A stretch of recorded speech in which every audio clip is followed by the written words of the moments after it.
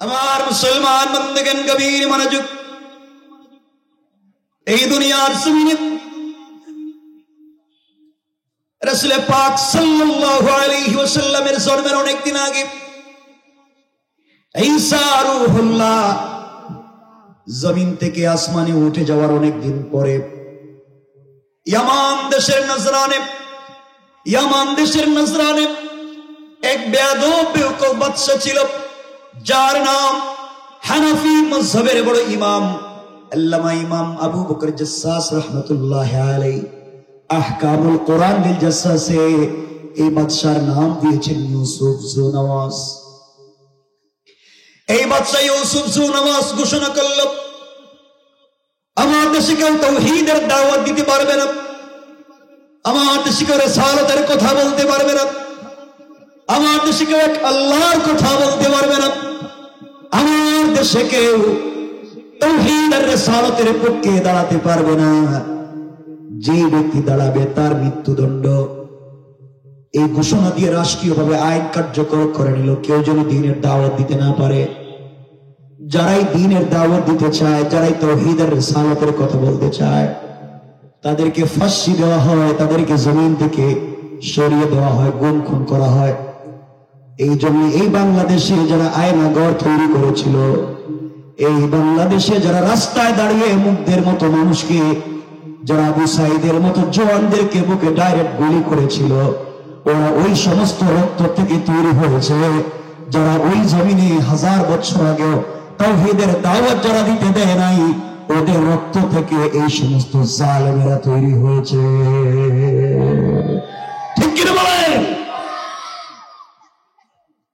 আমার মুসলমান বন্ধুগণ, এইভাবে চলতে লাগলো। যারাই তাওহীদের কথা বলে, কোরআনের কথাগুলো ভালো করে শোনেন, যারাই দ্বীনের কথা বলে, এদেরকে এইভাবে জমিন থেকে আস্তে আস্তে করে উঠিয়ে দেওয়া হয়। আস্তে আস্তে করে বাদশার বয়স বেড়ে গেল।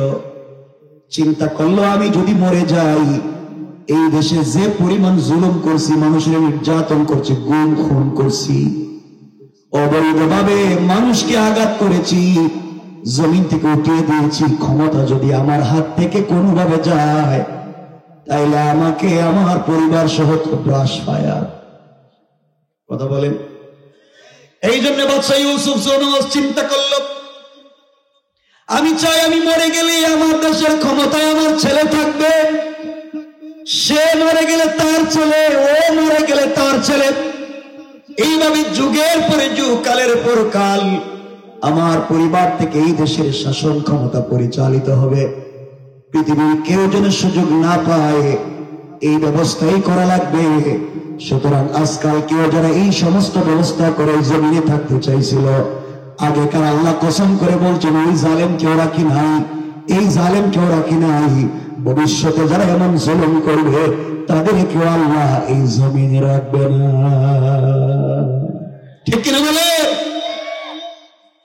আল্লাহ বলছেন, ইন্নাল্লাহা লা ইউহিব্বুজ জালিমিন। আল্লাহ কখনো জালেমদেরকে মোহাব্বত করেন? বলেন না। আপনারা জুলুম করেননি? এখানে নাই কেউ নাই যে নিজের ভাইয়ের জায়গা জমি নিজে দখল করছে, নিজের নামে ভুয়া জাল দলিল বানাইছে? নাই, কোন নাই? এমন কেউ নাই যিনি নিজের মেয়ের সম্পত্তি দেন নাই। স্ত্রীদেরকে ভালোবাসুন, তাদের হকটুকুন হাতে পৌঁছে দিন, এটা তার আমানত। ইনশাআল্লাহ, ইনশাআল্লাহ। আমার বন্ধুগণ, কথাগুলো দিল দিয়ে শুনুন, কি বলতে চাই। এক পর্যায়ে ওই সময়কার বাদশা ইউসুফ জুনওয়াজ পুরা পৃথিবী খুঁজে বের করলো, কার কাছে গেলে, কার কাছ থেকে পরামর্শ আনলে তাদের ক্ষমতায় সে থাকবে, তার পরবর্তী প্রজন্মই দেশের ক্ষমতায় থাকবে। এই জন্য জাদুকরের কাছে গিয়েছিল। আর আমাদের দেশের জালেমেরা আজীবন ক্ষমতায় থাকার জন্য যে দাদাদের কাছ থেকে, বাবাদের কাছ থেকে পরামর্শ আনে, এই জমিন একদিন আল্লাহর দিন কায়েম হয়ে যাবে, ওই দাদাও থাকবে না, বাবাও থাকবে না। ঠিক কিনা বলেন? কেউ থাকবে না। আবার বন্ধুগণ, এক পর্যায়ে ইউসুফ জুনওয়াজ জাদুকরের কাছে গিয়ে বলছে, আব্বা জান, আমি চাই আমি মরে গেলেই দেশের ক্ষমতায় আমার ছেলে থাকবে।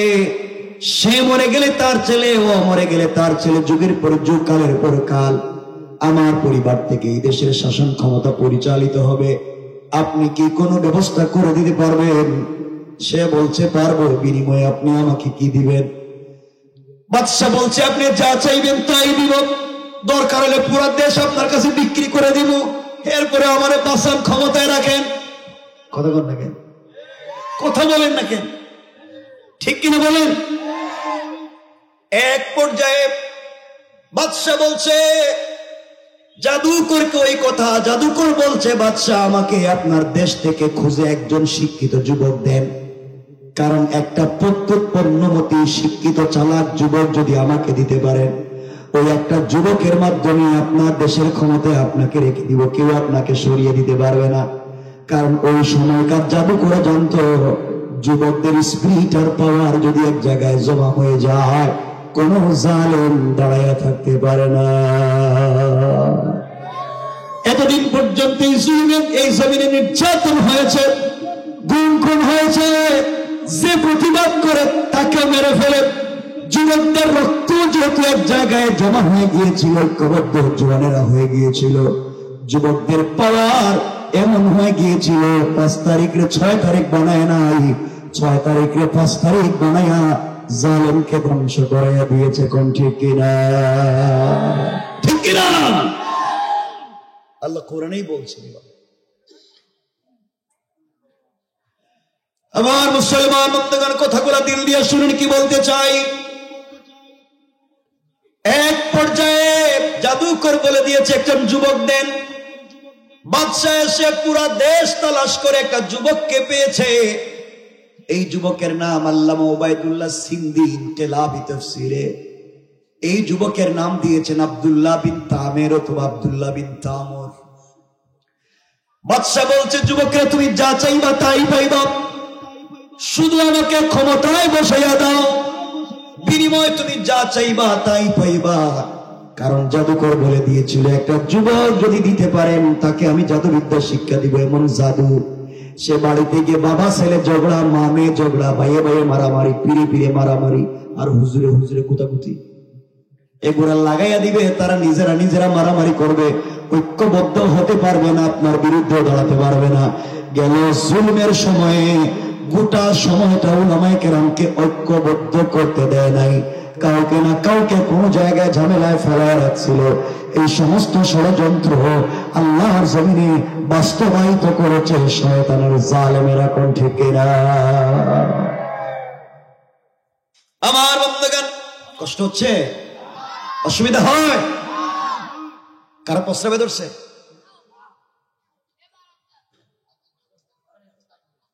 আমার মুসলমান বন্ধুগণ, কথাগুলো দিল দিয়ে শোনেন, সামনে কি বোঝাতে চাই মনোযোগ দিয়ে শোনেন। 2টা রাওয়ায়াত আশরাফ আলী থানভী বয়ানুল কোরআনে 2টা বর্ণনা নিয়ে এসেছেন।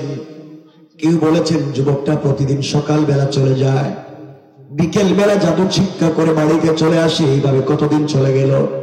আর কেউ বলেছেন যুবকটা 6 মাসের জন্য জাদুবিদ্যার জন্য বিদেশে চলে গেল, বিদেশে ট্রেনিং নিল। বিদেশে ট্রেনিং নিয়ে যখন দেশে এসেছে, এই জমিন থেকে দিন মুছে দিবে, ওই জমিনের ভিতরে জালেমকে ক্ষমতায় রাখবে, এই নিয়ত করে যখন জাদুবিদ্যা শিক্ষা করে দেশের ভিতরে এসেছে, বাদশার সঙ্গে দেখা করবে বড় জাদুকর। এই দেশে দিন থাকবে না, ইসলাম থাকবে না, তাওহীদ রিসালাত থাকবে না। যাওয়ার পথে কিছু দূর গিয়ে দেখে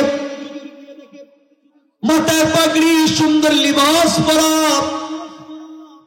একজন আল্লাহওয়ালা গাছের গোড়ায় বসে বসে আল্লাহর তাওহীদের দাওয়াত দিয়ে যাচ্ছেন।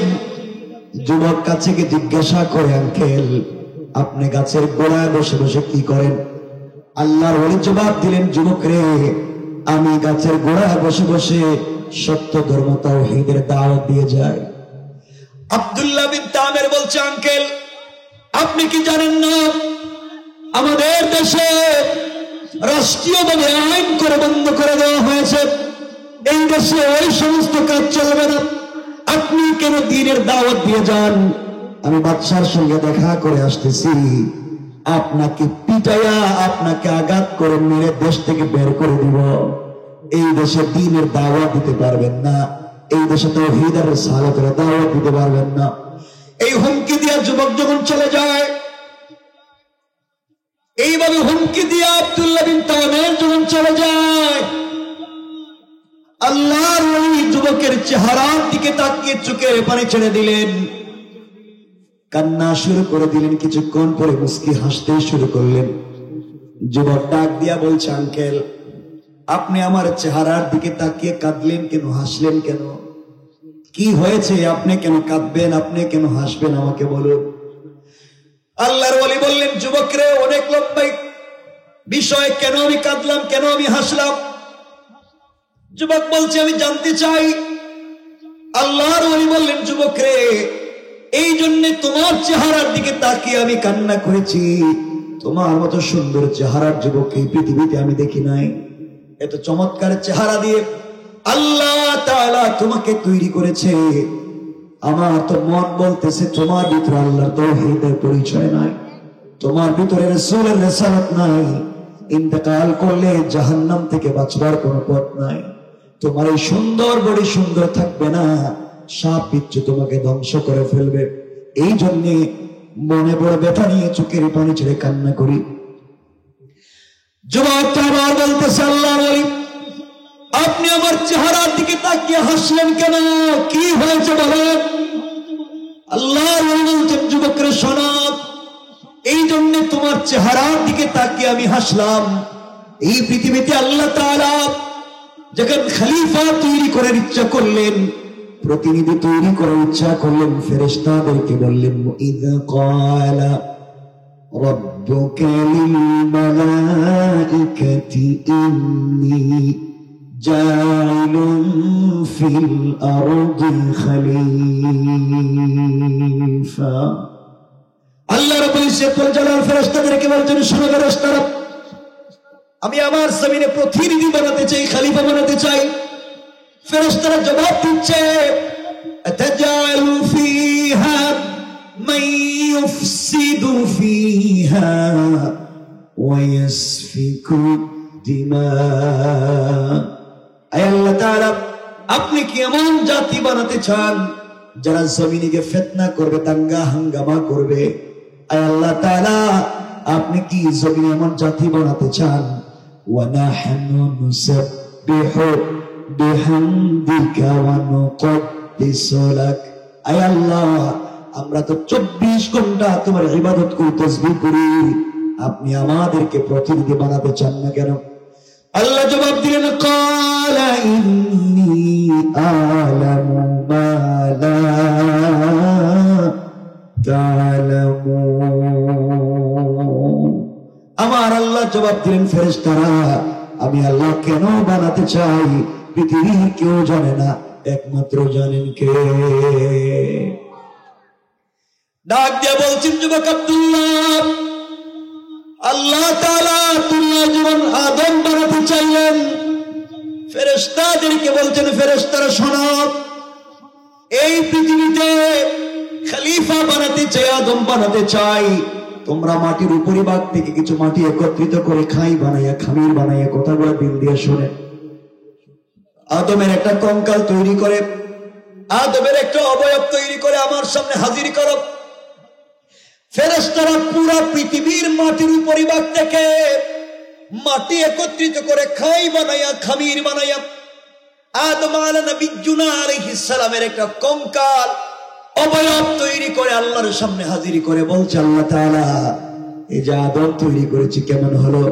আল্লাহ জবাব দিলেন, ফেরেশতারা, যে আদমের সন্তানেরা দুনিয়ায় যাওয়ার পরে আমি আল্লাহকে না দেখি আমার দ্বীনের জন্য জীবন দিবে, আমার দ্বীনকে বিজয়ী করবার জন্য জীবন যৌবন বিসর্জন করবে, গভীর রাত্রে চোখের পানি ছেড়ে সিজদায় গিয়ে কান্না করে ডাক দিয়ে বলবে, আল্লাহ, ভুল করেছি, অপরাধ করে ফেলেছি, অনেক অন্যায় করেছি, গভীর রজনীতে দুনিয়ার মানুষগুলো ঘুমিয়ে গিয়েছে। আয় আল্লাহ, তোমার কাছে হাত উঠালাম, যে গোলামেরা আমাকে না দেখে বিশ্বাস করে গভীর রজনীতে চোখের পানি ছেড়ে কান্না করবে, তোমরা যেভাবে তৈরি করেছ আমি আল্লাহর পছন্দ হয় নাই, আমি আল্লাহর ভালো লাগে নাই। যাও যাও, আবার কিছু মাটি একত্রিত করে আমি আল্লাহর সামনে হাজির করবা। এই মুহূর্তে আমি আল্লাহ আমার কুদরতের হাত মুবারক লাগাইয়া আমার জমিনে আদম বানাতে চাই। পড়েন সুবহানাল্লাহ। আল্লাহু আকবার বলে। মনোযোগ দিয়ে শোনেন, আদম আলাইহিস সালাম আল্লাহ নিজের হাতে তৈরি করলেন। সর্বপ্রথম আল্লাহ নিজের হাতে আদমের কপাল, আদমের গাল, আদমের ঠোঁট, আদমের কণ্ঠনালী তৈরি করে ফেরেশতাদের দিকে তাকাইয়া ডাক দিয়া বলছেন, ফেরেশতারা আমি আল্লাহ নিজের হাতে আদম বানালাম, কেমন হলো? ফেরেশতারা এই কথা শুনে আদমের চেহারা মুবারকের দিকে তাকাইয়া আল্লাহর কুদরতের পায়ে সিজদায় পড়ে ডাক দিয়ে বলেছে, আল্লাহ তাআলা এই পৃথিবীতে আপনি যত কিছু সৃষ্টি করেছেন আদমের মতো এত চমৎকার ডিজাইন দিয়া এই পৃথিবীর কোন জিনিস আপনি বানান নাই। আল্লাহ তাআলা এই কথাটা কোরআনে কারীমের 30 নম্বর পারা সূরা 3 এর মধ্যে করে আল্লাহ বললেন, লাকাদ খালাকানাল ইনসানা ফি আহসানি তাকওয়িম।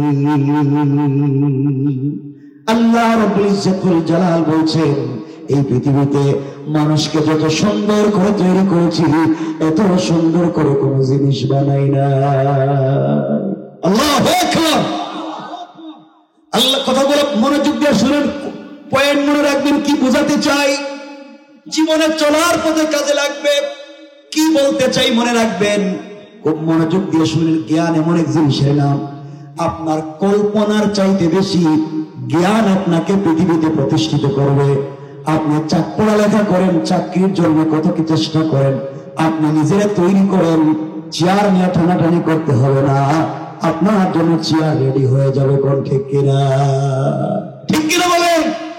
এই পৃথিবীতে খুব মনোযোগ দিয়ে শোনেন, যত বড় জালেম আল্লাহ তার বিরুদ্ধে অভিযানে পাঠাইছেন তত দুর্বল জিনিস দিয়া। কথা কন না কেন? নমরুদ কি কম শক্তিশালী ছিল? কথা কয় না কেন? না বেশি? সে আল্লাহ দাবি করে ফেলেছিল, সে কত কিছুই না করেছে, আল্লাহ তাকে সোজা করেছেন কি দিয়া? কথা কয় না কেন? শুধু মশা না ল্যাংড়া মশা? কত দুর্বল! ফেরাউন নিজেকে কত সাহসী শক্তিশালী মনে করেছে, আল্লাহ তারে কাদামাটি খাওয়াইয়া মারছে। কথা কন না কেন? ঠিক কিনা বলে? আর এই 2024 এসে অস্ত্র লাগে নাই, আল্লাহ তাআলা এই বাচ্চা কাচ্চাদের হাতে, যারা এখনো পূর্ব পশ্চিম চিনে না, আমরা মনে করতাম আমাদের জওয়ানেরা সারাদিন ফেসবুক চালায়, সারা রাত প্রেম করে, এদেরকে দিয়ে আর কি হবে? তারা এমন কাজ করে দেখিয়ে দিয়েছে। আল্লাহ বলছেন, জালেম যত বড় আমার সৈন্য তত ছোট। ঠিক কিনা? জোরে বলেন না কেন? এটাই আল্লাহর সিস্টেম। আমার মনে হইতেছে আপনাদের খারাপ লাগতেছে, একটু হাত তুলে আমাকে দেখান কার কার খারাপ লাগতেছে। ঘটনা কি? চাচা এখন হাত রাখিয়ে দিছে। ভাই এই যে সাদা শার্ট, ভাই হ্যালো, ঘটনা কি? ভাই আপনি উঠছেন কেন? সবাই আপনার দিকে তাকাইতেছে, হ্যাঁ পিছন দিকে তাকাইতেছে, প্রস্রাবে ধরছে মনে হয়। প্রস্রাবে ধরলে উঠতে পারবেন না, এখানে শক্ত করে বসে থাকবেন, দরকারে মইরে যাবেন, উঠতে পারবেন না। উঠবেন আমরা বইলা দিব, এই যে হেই দল ভাগতেছে, এজন্য ভাগবেন না। না আপনারও তো ভালো মানুষ। 12টা হয়ে যেতেছে, শোনেন না? কষ্ট হচ্ছে? যে বলেন কষ্ট হয়। আমরা একটা সুন্দর সমাজ বানাতে চাই, যে সমাজে কোনো বৈষম্য থাকবে না, যে সমাজে কে ছোট লোক, কে বড় লোক, কে কালো, কে ধলা, বৈষম্য থাকবে না। এই সমাজ হবে সোনার সমাজ, যে সমাজ প্রতিষ্ঠা করেছিলেন স্বয়ং আকায়ে নামদার তাজদার মদিনা সরকার দু আলম সরকার কায়নাত নবী রাহমাত জনাবে মুহাম্মদ রাসূলুল্লাহ সাল্লাল্লাহু আলাইহি ওয়াসাল্লাম যেই জমিনে যেই দ্বীন জিন্দা করেছিলেন, সমাজ প্রতিষ্ঠা করেছিলেন, সাহাবায়ে কেরাম যে সমাজের স্বপ্ন দেখেছিলেন, আমরা সেই সমাজ জীবন দিয়ে হলে প্রতিষ্ঠা করে ছাড়বো ইনশাআল্লাহ। জোরে বলেন ইনশাআল্লাহ। ইনশাআল্লাহ। আমার বন্ধুগণ, কথাগুলো দিল দিয়ে শোনেন। আল্লাহ তাআলা আদমকে তৈরি করলেন, ফেরেশতাদেরকে বললেন, এবং যারা আছে ফাসাজাদাল, কথাটা বুঝবেন, ফাসাজাদাল মালাইকাতু কুল্লুহুম, ফাসাজাদাল মালাইকা সমস্ত ফেরেশতাদেরকে বলতেন সিজদা করো, আবার বলতেন কুল্লুহুম, তোমাদের মধ্যে যারা আছে সবাই। কথা বুঝছেন নি আমার? আল্লাহ ফাসাজাদাল মালাইকা সমস্ত ফেরেশতারা, আবার বলছেন কুল্লুহুম, যারা আছে তারা সবাই সিজদা করো, ইল্লা ইবলিস। সিজদা করছে না কে? শয়তান। কথা বুঝবেন এখানে কি বোঝাতে চাই? সবাই সিজদা করছে, শয়তান করে নাই। অথচ তাফসীরে এসেছে পৃথিবীর এমন কোন জায়গা নাই, 1 ইঞ্চি জায়গা নাই যেখানে শয়তান আল্লাহকে সিজদা করে নাই। পৃথিবীর প্রত্যেকটা মাটির ধূলিকণায় শয়তান আল্লাহকে সিজদা করেছে। কথা পরিষ্কার করেছে। পৃথিবীর সকল কিতাবের হাফেজ ছিল শয়তান। তাহলে এত বড় ইবাদত করে সে আবেদ, পৃথিবীর সকল কিতাবের হাফেজ, সে আলেম। কথা বলেন না কেন? এত বড় হওয়ার পরে শয়তান, এর কারণ কি? এত হাজার কোটি কোটি সিজদা করেছিল আল্লাহর হুকুম ছাড়া। আল্লাহ হুকুম করেন নাই, এরপরে সিজদা করছে। আর আদমকে সিজদা করবার হুকুম দিয়েছিলেন আল্লাহ, ওই একটা সিজদা করে নাই আল্লাহর হুকুম মেনে। কথা বলেন না কেন? আল্লাহর হুকুম মেনে একটা সিজদা করে নাই। ওই একটা সিজদা, একটা হুকুম না পালন করবার কারণে কিয়ামত পর্যন্ত আল্লাহ তাআলা শয়তান বানাইয়া দিলেন। যারা এই দেশে আইন করে আল্লাহর হুকুমের বিরুদ্ধাচরণ করেছিল, আল্লাহর হুকুমের বিরুদ্ধাচরণ করে এই জাতিকে ধ্বংসের পথে নিয়ে গিয়েছিল এবং যেতে চেয়েছিল। মনে রাখবেন মুসলমানেরা, এই দেশ মুসলমানদের দেশ, আলিম ওলামার দেশ, পীর বুজুর্গের দেশ, ওলি আব্দালের দেশ, গৌস কুতুবের দেশ, মাদ্রাসা মসজিদের দেশ, আযান ইকামতের দেশ, কোরআন সুন্নাহর দেশ, ইসলামী আন্দোলনের কর্মী দেশ। এই দেশে যারা জুলুম করবে, জালিমের পক্ষে দাঁড়াবে, তাদেরকে এই দেশের মানুষ গ্রহণ করে নিবে না। ঠিক কিনা জোরে বলে? এজন্য আমাদেরকেই পরিষ্কার হওয়া লাগে। আমার বন্ধুগণ, কত সংকেত। এক পর্যায়ে আল্লাহ তাআলা এক পর্যায়ে আদম সৃষ্টি করলেন, শয়তান বানিয়ে দিলেন ওকে। ওই মুরব্বী ডাক দিয়ে বলছেন আব্দুল্লাহকে, আব্দুল্লাহ, এই পৃথিবীতে আল্লাহ তাআলা মানুষ তৈরি করলেন। ফেরেশতারা জিজ্ঞেস করলেন, আল্লাহ, পৃথিবীর যত কিছু আপনি সৃষ্টি করেছেন কোন বললেই তৈরি হয়ে যায়, ফায়া কোন? নিজের হাত লাগানোর প্রয়োজন পড়ে না, মানুষকে কেন নিজের হাত দিয়ে বানাইছেন? আল্লাহ দুটা কথা বললেন। 1 নাম্বার, যারা আমার খলিফা হবে, আমার প্রতিনিধি হবে, ব্যক্তি জীবন থেকে নিয়ে পার্লামেন্ট পর্যন্ত আমার তাওহীদ পৌঁছে দিবে, তাদেরকে আমার হাত দিয়ে বানাইয়া ভালোবাসা দিয়ে দিলাম। আর 2 নাম্বার হলো,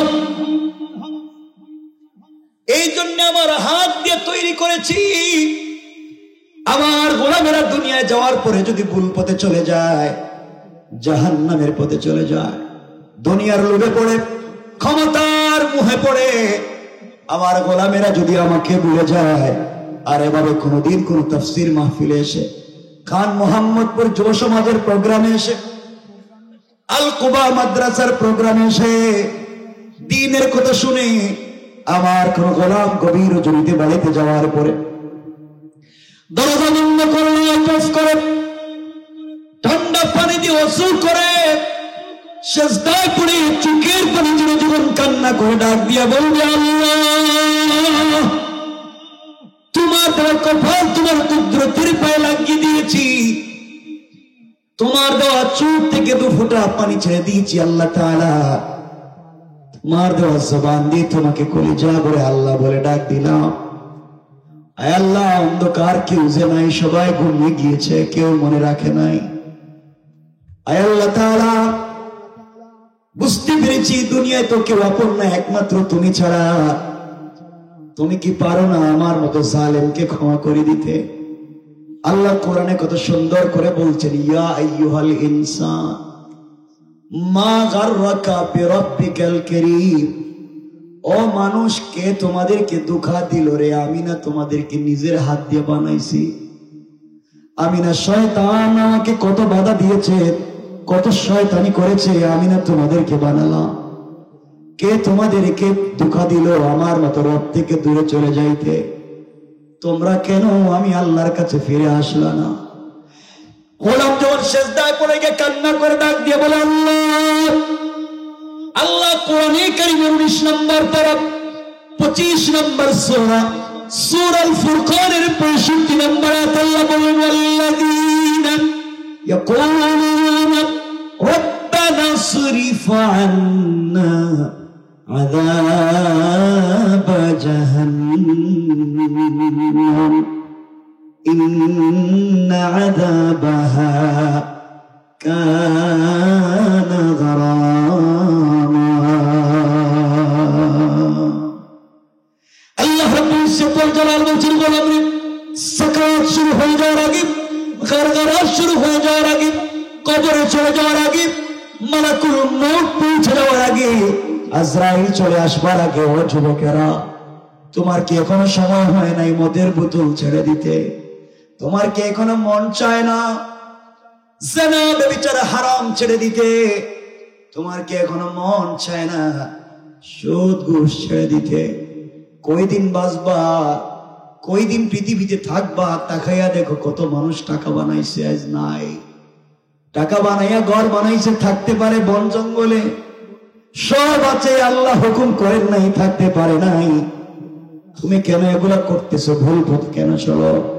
গোলাম যখন চোখের পানি ছেড়ে কান্না করবে, আল্লাহ বলেন আমার গোলাম চোখের পানি ছেড়ে গভীর রজনীতে যখন কান্না করবে, আমার রহমতের সাগরে যদি জোশ উঠে যায়, আমি আমার বান্দার পুরা জিন্দেগীর অপরাধ গুলাকে ক্ষমা করে দিয়া জান্নাতি বলে ফয়সালা করে দিতে আমি আল্লাহর এক মুহূর্ত দেরি হবে না। পড়েন সুবহানাল্লাহ। ফেরেশতারা বলছে আল্লাহ এই বুঝি অবস্থা। শয়তান আল্লাহকে বলছে আল্লাহ তাআলা আমাকে শয়তান বানিয়ে দিয়েছো, আর ওদেরকে তুমি বানাইছো তোমার প্রতিনিধি, একটারেও জান্নাতে নিতে পারবে না, সবগুলারে ধোঁকা দিয়ে জাহান্নামে নিয়ে যাব।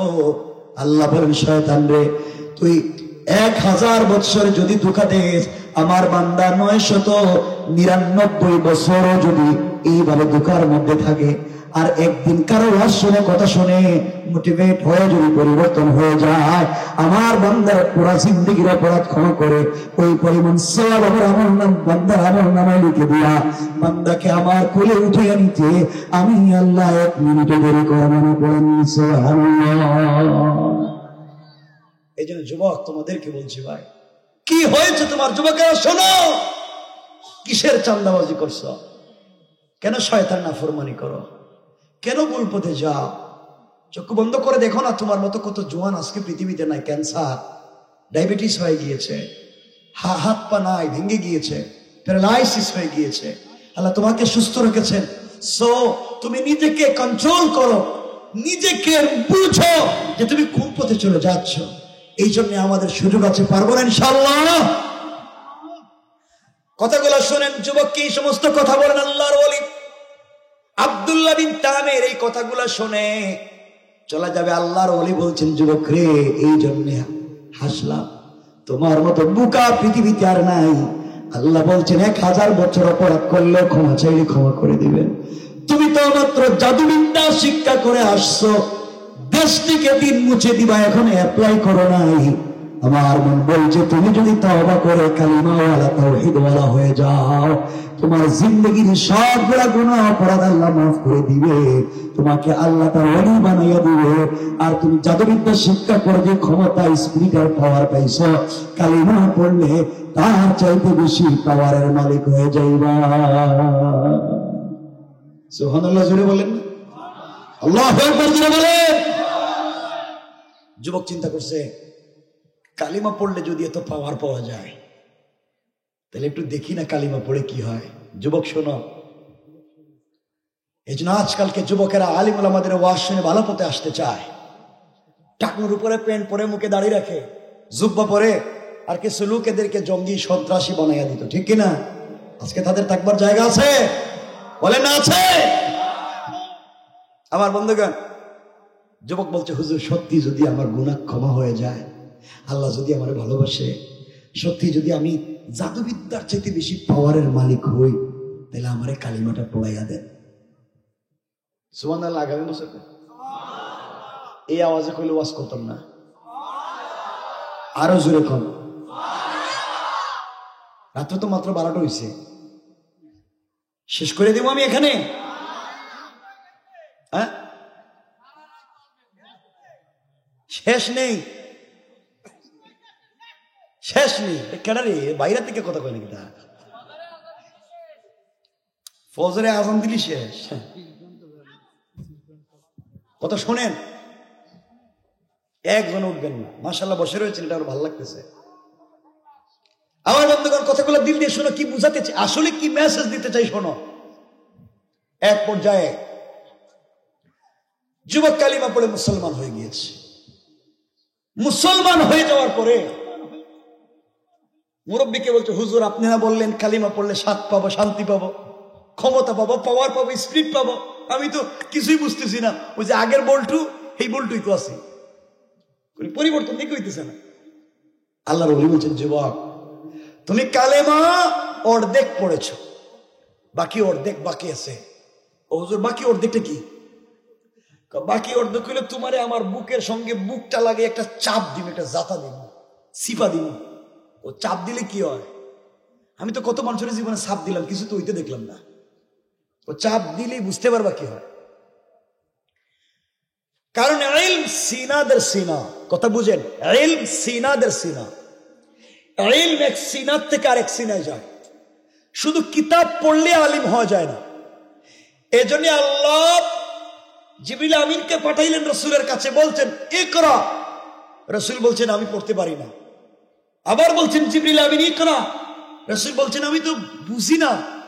জিবরিল আমিন আবার বলছেন পড়েন ইকরা। রাসূল বলছেন আমি পড়তে পারবো না। জিবরিল আমিন আল্লাহকে বলছেন, আল্লাহ বিশাল কোরআন, বিশাল একটা কিতাব, পুরা লাইফ কেমনে চালাতে হবে সব দিয়েছো এখানে, আর উনি পড়তেই পারে না। আল্লাহ বলছেন, জিবরাইল এভাবে বললে হবে না, আমার বন্ধুর বুকের সঙ্গে তোমার বুকটা লাগাই একটা চাপ দিবা, আর আমি পুরা পৃথিবীর সকল জ্ঞান, মেধা, বুদ্ধি আমি আমার বন্ধুর সিনার ভিতরে ঢেলে দেওয়ার জিম্মাদার। সুবহানাল্লাহ বলে না জুড়ে। জিবরিল আমিন রাসূলের পাককে বুকে জড়িয়ে ধরে চিপা দিলেন, চাপ দিলেন, সাথে সাথে রাসূল তেলাওয়াত করতে শুরু করলেন। সুবহানাল্লাহ। তা আল্লাহর ওলি বলছেন, যুবক চাপ দিলেই বুঝতে পারবা। দেন আল্লাহর ওলি যুবককে বুকের সঙ্গে জড়িয়ে ধরলেন, আর চিৎকার করে আল্লাহকে ডাক দিয়ে বলছেন, আল্লাহ আমার দায়িত্ব ছিল যুবকের জবানে কালিমা চালু করে দেওয়া, আমি তো কালিমা জারি করে দিয়েছি আল্লাহ, কিন্তু তুমি তো তার দিল থেকে কুফরি নেফাকে দূর করে দিতে পারো। আয় আল্লাহ, বাদশাহ এই দেশ থেকে তাওহীদ রিসালাত মুছে দিয়েছে আইন করে, এবার ক্ষমতায় থাকার জন্য যুবকটাকে জাদুবিদ্যা শিখাইছে। আয় আল্লাহ তাআলা, আমি চাইলে পার্লামেন্টে যেতে পারবো না, কিন্তু তুমি চাইলে ওই যুবকটাকে কালিমা পড়াইয়া ওই পার্লামেন্টে আবার কালিমা চালু করে দিতে পারো। কোন ঠিক কিনা? ঠিক কিনা বলে এই যুবকের মাধ্যমে আল্লাহ পারেন। এদের জওয়ানদেরকে বলছি, যুবকেরা তোমাদের কথাই তো বলছি ভাই, সিগারেটটা বাদ দিয়া দাও ইনশাআল্লাহ। কর না ইনশাআল্লাহ? যারা খায় না এরা খায়, আর যারা খায় না খায় না ইনশাল্লাহ। আমি চিন্তা করি যারা, এই তুমি সিগারেট খাও? হ্যাঁ, খায় না। বিড়ি খাও? তোমার বউ কি পিড়াইব না? কয়ে দিতাম নি। এখানে যারা সিগারেট খাও, বিড়ি খাও, তোমাদের বউ কি পিড়ায় না, গন্ধ করে না? কিছু খান? হ্যাঁ, আপনি কি খান না? এতগুলো মানুষ খায় না? এদের পকেট চেক করলে আর কিছু পাওয়া যাক আর না যাক, বিড়ি সিগারেট আছে, একটা চেক কি হয়ে যাইত? আপনারা বলেন চেক কি হইতো? এই যে সাসা লঙ্গি গুছাইতেছে, মানে আল্লাহ জানে কোন জায়গায় ঢুকাই দিতেছে হইতো।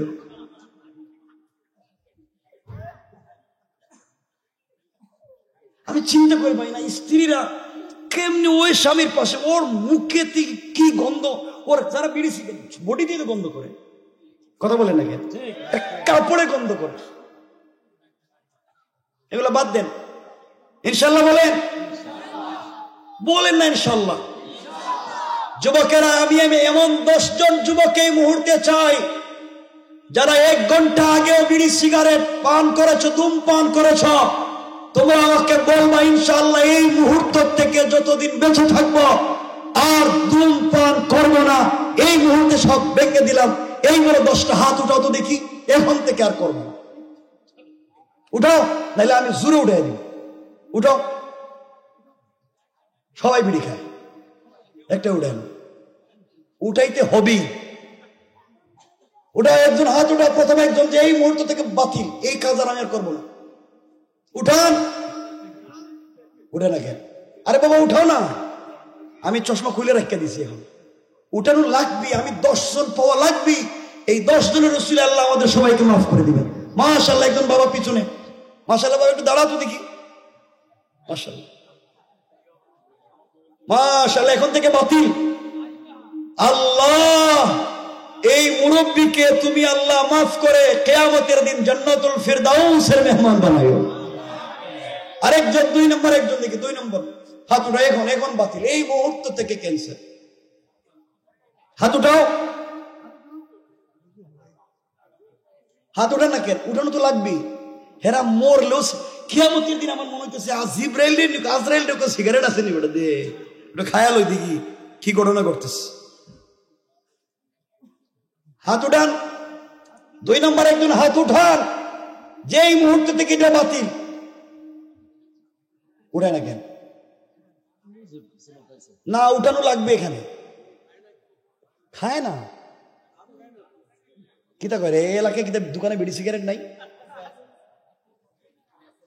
হাত উঠান, একজন হাত উঠান। এতক্ষণ তুমি কইছিলা, তুমি কিতা খাওনি? মাশাআল্লাহ, দাঁড়াও দেখি, তুমি খাওনি? খাইছো না আর কোনোদিন? আর খাইব কোনোদিন? খাইবানি? তুমি তো খাও নাই মনে হয়। বসো, আরেকজন দাঁড়াও। ওয়াজ করতাম না তো, ওয়াজ রেখে দিবি। বিড়ি সিগারেট শেষ, ওয়াজ শুরু, সমস্ত ওয়াজ সামনে রয়ে গেছে। ভাই হাত উঠাও না কেন? এই বিড়ি বাদ দিতে পারো না? তুমি নাকি জান্নাতে চলে যাবা, বিড়ি বাদ দিতে পারতেছো না, জান্নাতে তো শুনবা, সিগারেট বাদ দিতে পারতেছো। হাত উঠান, সিগারেট বাতিল। 2 নম্বর একজন, হ্যাঁ কিতা কয়? আরে ভাই উঠাও, কিছু কমো না, আমরা উঠাও দেখি, হাতটা দেখি না। আরে হাত উঠাও, একজন ভাই হাত উঠান, যে আমি এটা বাদ দিয়ে দিলাম। খায় কি তারে? এরা কেউ খায় না নাকি? তা হ্যাঁ, যারা খায় এরা চলে গেছে। আল পান খাওয়া বাদ, আগে বিড়ির ওয়াজ করতেছে, পান খাওয়া গেছে। আল্লাহ, এরা যদি বিড়ি সিগারেট খায়া থাকে, পকেটে থাকতে থাকে, তুমি দেখো, আমি বলে দিলাম, এদেরকে এতক্ষণ বলছি সিগারেট বাদ দিতেছে না, আল্লাহ এদেরকে বৌরি দিয়ে ভিড়া খাওয়াইবে। ঠিক কি তা? আমিন কো, জোরে কো আমিন। যাও, আজকে যারা শুনতেছেন মা বোনেরা, যদি আপনার হাজবেন্ড বিড়ি খায়, আপনি আজকে কইয়েন বিড়ি খাও, ফিরাইব। যাক, আল্লাহ কবুল করুক, মাশাআল্লাহ। আচ্ছা, আমি সব আছে হচ্ছে, যাক আমার ভাই, আমার বন্ধুগণ, কথাগুলো দিল দিয়া শুনে কি বলতে চাই, চমৎকার কথা। আল্লাহর ওলি যুবক আব্দুল্লাহকে বুকের সঙ্গে জড়াইয়া ধরলেন, চোখের পানি ছেড়ে আল্লাহর কাছে বলছেন, আল্লাহ এই যুবকটার জবান থেকে জবানে কালিমা চালু করে দিলাম, তার দিল থেকে কুফরি নেফাকি দূর করে দাও। বলতে দেরি হয়েছে, আব্দুল্লাহ চিৎকার করে ডাক দেয়া বলছে, আল্লাহর ওলি আপনি আমাকে ছেড়ে দেন, আপনার একটা চাপে এই মুহূর্তে যেন আল্লাহর আরশ পর্যন্ত পরিষ্কার দেখা যায়। সুবহানাল্লাহ জুড়ে বলেন। আল্লাহর ওলি ছেড়ে দিলেন। যুবক বলতেছে, হুজুর সত্যি তো, এখন আল্লাহর নাম নিয়ে তো মজা পাই, শান্তি পাই, আমার যে কি ভাল লাগতেছে। হুজুর আমাকে কোটি কোটি টাকা দিয়ে এই দেশ থেকে দিন মুছে দেওয়ার ষড়যন্ত্র করা হয়েছিল। হুজুর এখন থেকে এই দেশে দিন জিন্দা করার দায়িত্ব আমি নিলাম। আল্লাহু আকবার। এই কৌশলটা কার? আসতে বলবেন না, জোরে বলেন কার? এই জন্য আল্লাহ কোরআনে বলছেন, ওয়া মাকারু ওয়া মাকারা আল্লাহ ওয়াল্লাহু খায়রুল মাকিরিন। আল্লাহ রাব্বুল ইজ্জতুল জালাল বলে দিয়েছেন, গোলামেরা শুনে রাখো, কাফের বেঈমানেরা জমিন থেকে দিন মুছে দেওয়ার জন্য ষড়যন্ত্র করে, তারা জানে না তাদের কৌশলের চাইতে আমার আল্লাহর কৌশল হাজার গুণ বড়। কোন ঠিক কিনা? যুবক কালিমা পড়ে মুসলমান হয়ে গিয়েছে। আল্লাহর ওলি যুবককে বলছেন, বাবা কালিমার উপর ইস্তেকামত থাকো, এরপরে এলাকায় দাওয়াত দিবা। যুবক বলতেছে, আঙ্কেল আগে বাড়ি থেকে আসি, এরপরে জমিনে দ্বীনের দাওয়াত আমি দিব। আপনি আমার আমির, আমি আপনার মুরিদ বা কর্মী যাই হই। যুবকটা এই কথা বলে চলে যাচ্ছে। কথা বলে দিল দিয়ে শোনেন, তাওহীদ থাকলে কি হয়, আল্লাহ কেমনে সহযোগিতা করে, সাহায্য করে। যুবক কিছু দূর চলে গিয়েছে, তাফসীর মাযহারিতে লিখে, কিছু দূর যাওয়ার পরে যুবক তাকাইয়া দেখে রাস্তার দুই পার্শ্বে শত শত মানুষ দাঁড়িয়ে আছে। দুইটা বর্ণনা, কেউ বলেছেন রাস্তার মধ্যখানে বিশাল অজগর সাপ দাঁড়িয়ে আছে, কেউ বলছেন বিশাল বড় একটা বাঘ দাঁড়িয়ে আছে, আর মানুষ রাস্তার দুই পাশে দাঁড়িয়ে আছে। যুবক জিজ্ঞাসা করে, আপনারা রাস্তায় দাঁড়িয়ে আছেন কেন? সকল মানুষ বলছে, যুবক আব্দুল্লাহ রে, আমরা রাস্তা পার হতে পারি না, এই বাঘের কারণে। বাঘ আমাদের রাস্তা বন্ধ করে দিয়েছে, খেয়ে ফেলবে। যুবক চিন্তা করে, এই মাত্র কালিমা পড়ে এসেছি, তাওহীদ নিয়ে এসেছি, এই মাত্র দীক্ষা নিয়ে এসেছি, আল্লাহর তাওহীদকে বুকে ধারণ করেছি।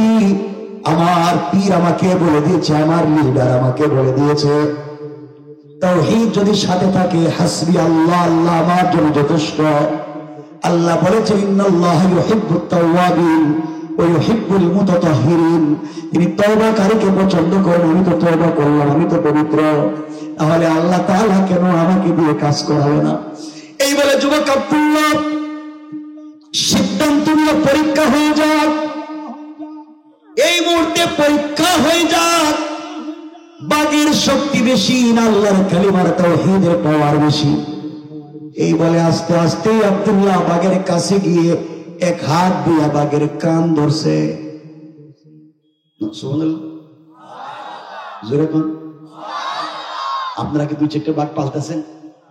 তো আসতে বললেন যে সুবহানাল্লাহ, জোরে বলেন না। শুনুন, এক হাত দিয়ে বাঘের কান ধরছি, আর আরেক হাত দিয়ে বাঘের গালে একটা আচ্ছা মতো থাপ্পড় মাইরে দিছে, আর বলতেছে, এই বাঘ, আল্লাহ তোকে বানিয়েছে বন জঙ্গলে থাকবার জন্যে, তুমি পাবলিকের রাস্তাঘাটে ডিস্টার্ব করো কেন? তুমি কি আমাকে চিনো না? আমি কে? আমি কালিমাওয়ালা আল্লাহর কর্মী। তুমি কি আমাকে চিনো না? কসম রব্বে পাকের সাথে এই কথা বলতে দেরি, এই জঙ্গলের বিষাক্ত প্রাণী বাঘ মাথাটা নোয়া, কানটা নোয়া, আল্লাহ তাওহীদের নাম শুনে জঙ্গলে যাইতে দেরি করে নাই।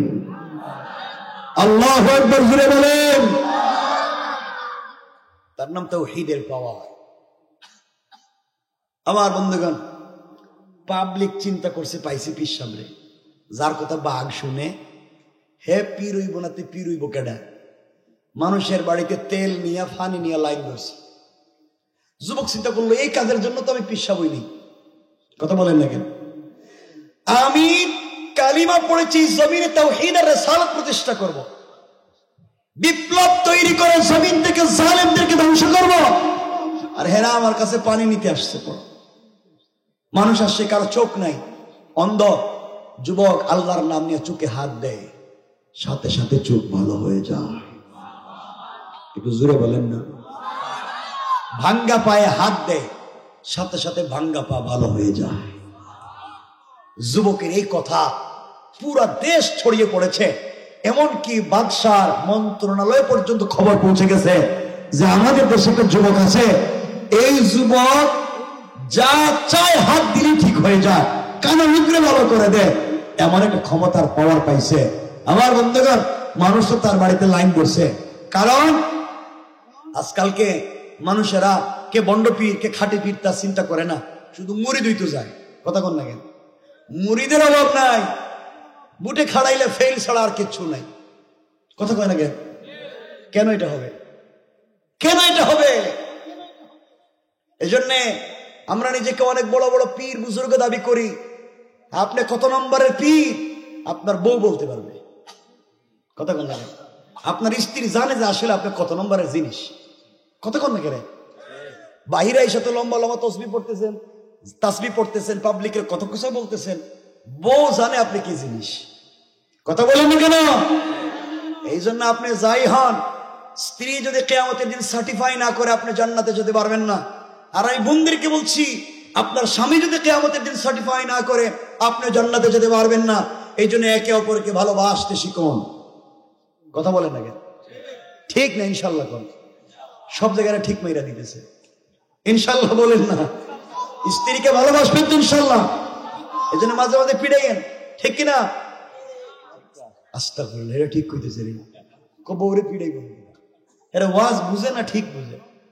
বউ পিড়ায়, বউকে মারবা কেন? হারাম। এই জন্য আজকালকে একটা কথা মনে পড়ে গেছে, 1 মিনিটে বলে দিই, কষ্ট হবে না তো আপনাদের? মনোযোগ দিয়ে শোনেন কি বলতে চাই। স্ত্রী আপনি যত বড় জিনিসই হন, বউর কাছে আপনি কিচ্ছুই না, ওই আপনি আগেরই বলটু। কথা কন? আপনি যত বড় কিছু হন, বউ মানতে চায় না। কথা বলেন না কেন? সব না, আবার আপনাদের খান মোহাম্মদপুর এলাকার স্ত্রীরা খুব ভালো, ঠিক কিনা? এখন আর কইতেছে না, ঠিক চেয়ারম্যান সাহেব এটা কিতা এখন ঠিক কয় না, ভালো নি? আপনি কয়টা বিয়ে করছেন? একটাই তো মাত্র। 2টা করলে না বুঝতেন যে ভালো না খারাপ? ফিরে তো আপনার এক রাত্রি মাইরে ফেলাই দিত। এক বিয়ে করছেন, এই জন্য ভালো কইতেছে। আমার বন্ধুগণ, কথাগুলো দিল দিয়ে শোনেন। ইরাকের মুসিল শহরে একজন আল্লাহর বড় বুজুর্গ ছিলেন, খুব সংক্ষেপ করে বলছে শোনেন। এই ওনার স্ত্রী খুব জালেম ছিল, স্বামীরে খুব ডিস্টার্ব করতো। তিনি ধৈর্য ধারণ করতেন, ছাড়তেন না। তিনি বলতেন, আমি যদি ডিভোর্স দিই, আরো কোন মানুষ বিয়া করবে, হেরেও ডিস্টার্ব করবে, তাহলে বাবা বেজালটা আমার কাছেই থাকুক। আমার আর কোন ইকরামুল মুসলিমিন, আমার আর কোনো বাইরে যেন ডিস্টার্ব না করে। এর বিনিময়ে আল্লাহ তাআলা তাকে ওলি বানিয়ে দিয়েছে। এত আসতে বলবেন না, জোরে বলবেন। আমার বানানো কথা না, আশরাফ আলী থানভীর মালফুজাত। আবারও বলছি, আশরাফ আলী থানভীর মালফুজাতি, এই কথাটা আছে, আমি 1 মিনিটে বলে দিই। 3 বন্ধু ওনার কাছে মুরিদ হইতে আসছে, বায়াত নিতে আসছে। আল্লাহর ওলি তখন ধ্যান করতেছিলেন এক জঙ্গলে বৈশা। আর বাড়ির উঠানে ওনার স্ত্রী বাড়ির উঠান চিনেননি। কথা বলেন, উঠান যে আঙ্গিনা, উঠান ঝাড়ু দিতেছিল স্ত্রী। 3 জন আসছে আল্লাহর ওলির কাছে, বায়াত হবে। এসে জিজ্ঞাসা করতেছে, আম্মা জান, এই বাড়ির পিসাব হুজুর কই? আমরা তো বায়াত হইতে আইছিলাম। পিসাব কেডা রে? পিসাব কেডা? কই যে হুজুর। করে তোমার স্বামী, এটা তো বাটপার। বউ কইতেছে, পাবলিক চিন্তা করে রে আল্লাহ, দেশের মানুষ হুজুর রে হুজুর কই, বউ দেখি গালাগালি করে, হাতে দেখতেছি ঝাড়ু, যদি ফিডানি শুরু করে। হেরা 3 জন ভাগতেছে। আর তসবিহ পড়তেছে লা ইলাহা ইল্লা আনতা সুবহানাকা ইন্নী কুনতু মিনাজ জালিমিন। আল্লাহ বিপদ থেকে আমাদের বাঁচাও। এদিকে খুব মনোযোগ দিয়ে শুনুন, এদিকে আল্লাহর ওলির কাশ হয়ে গেছে। আশরাফ আলী থানভী বলছেন আমার কথা না, তিনি দেখতে পাচ্ছেন যে তিনজন লোক বায়াতের জন্য আসছিল, স্ত্রীর কথা শুনে চলে যাচ্ছে। আল্লাহর কাছে বলছেন, আল্লাহ এরা তো আর আলেমের কাছেও আসবে না, যে ভুল ধারণার মেসেজ পাইছে, আল্লাহ আমাকে একটু শক্তি দেও না, এই তিনজন মানুষ যেন হিদায়াতের পথে থাকে। আশরাফ আলী থানভী বলেন আল্লাহ তাকে শক্তি দিলেন, তিনি বাঘের পিঠে উঠে সওয়ার হয়ে, কিসের পিঠে? কথা বলেন। অজগর সাপকে হাতের ছড়ি বানাইয়া রাস্তা দিয়ে আইতেছে। তিনজনকে ঘটনা কি তা? বউ কইল হেঁটে বাটপার, আর পিসাব দেখি বাঘের পিঠে, অজগর হাতের ছড়ি, তাহলে হেই তো পীর। তিনজন এসে হুজুর বাড়িতে গেছিলাম তো। আল্লাহর ওলি আগেই বলতেছেন মাইর টেট তো খাও নাই বাবা। হুজুর মাইর খাই নাই, মাইর তো শুরু হয়ে গেছিল। এমন বউ রাখছেন কেন? তিনি বলছেন আমি রাখছি, ধৈর্য ধরছি, সবর করছি, এই জন্য আল্লাহ আমার মর্যাদা দিয়েছে। বায়াত হয়ে চলে গেছে, সংক্ষেপ করার জন্য বলতেছে। আল্লাহর ওলি আল্লাহকে বলছেন, আল্লাহ আর কতদিন? তুমি কমপক্ষে আমার স্ত্রীর লাইনে আনো, নাহলে পাবলিক যা আরম্ভ করছে আমার তো মারাই লিব, আমার আরেকটু শক্তি দেও। আশরাফ আলী থানভী বলেন আল্লাহ তাকে একটু শক্তি দিছেন, তিনি বাতাসের উপর দিয়ে এইভাবে উড়ে উড়ে যাইতেছেন। বউ কোথায়? স্ত্রী কই? স্ত্রী কোথায়? উঠান ঝাড়ু দেয়, আর স্বামী ভাবে উড়ে উড়ে যাইতেছে। উপরে দিয়ে তাকায় দেখে, আরে আল্লাহ, একজন পীর সাহেব, কি চমৎকার পীর সাহেব উড়ে উড়ে যায়, আর আমার স্বামী একটা পীর হইছে ভণ্ড, জঙ্গলে জঙ্গলে থাকে, আর এই দেখেন কত সুন্দর পীর উড়ে উড়ে যায়। যেটা যায় এটা কি? কথা বলেন না কেন? তার স্বামী বল্টু। ধরেন নাম কইলাম কিছু, এই জন্য আপনাদের নাম কই নাই। আপনারা যদি আবার বলেন আমার নাম পাইছেন কই, কে আপনারা আমার নাম কইছে, তেলাকে মাইল লেগে যাবে, আমি বল্টুই কইলাম। কারণ বল্টু তোর খান মোহাম্মদপুরে নাই, নাই নামও আছে, কি করবেন, থাকতে পারে আমি জানি না। যাই হোক, শেষ পর্যন্ত আল্লাহর ওলি বাড়িতে আসছেন। স্ত্রী জিজ্ঞাসা করছে, স্বামী শুধু বন জঙ্গলে গিয়ে তো ভণ্ডামি করেন? আমি উঠান ঝাড়ু দিতেছিলাম, একজন পীর সাহেব আসমানের উপর দিয়ে উড়ে উড়ে যাইতেছিল, আমার যে কি ভাল লাগছে, আমার তো মন চাইতেছে হেই পীরের কাছে মুড়ি দিতে। আল্লাহর ওলি বলছেন, সত্যি তোমার ভাল লাগছে? ভাল লাগছে মানে এমন পীরের কাছেই তো মুরিদ হওয়া দরকার যে আসমানে উড়ে উড়ে যায়। আল্লাহর ওলি বলছেন, স্ত্রী যেটা আসমান দিয়ে উড়ে উড়ে গেছে ওইটা তো আমি, তোমার স্বামী বল্টু, আমি ছিলাম তো। আপনি দেখছেন নি? আপনি আপনি এই যে উড়ে উড়ে গেছে এটা আপনি ছিলেন? আমি ছিলাম তো, এই জন্য দেখছি একটু কাইতুয়া যায়। দেখলেন, নিজের স্বামীর কথা শুনে কাইতুয়া যায়। এতক্ষণ কইছে মানবো, পীরের কাছে মুড়ি দিব, সব ঠিক, স্বামীর কথা শুনে কাইতুয়া যায়। মানে স্বামী যাই হোক মানতে চায় না, এমন কিছু স্ত্রী আছে, বলে আছে। আবার বলতাম এমন কিছু স্বামী আছে সব ঠিক, স্ত্রীরা দেখতে পারে না। কথা বলে না কেন?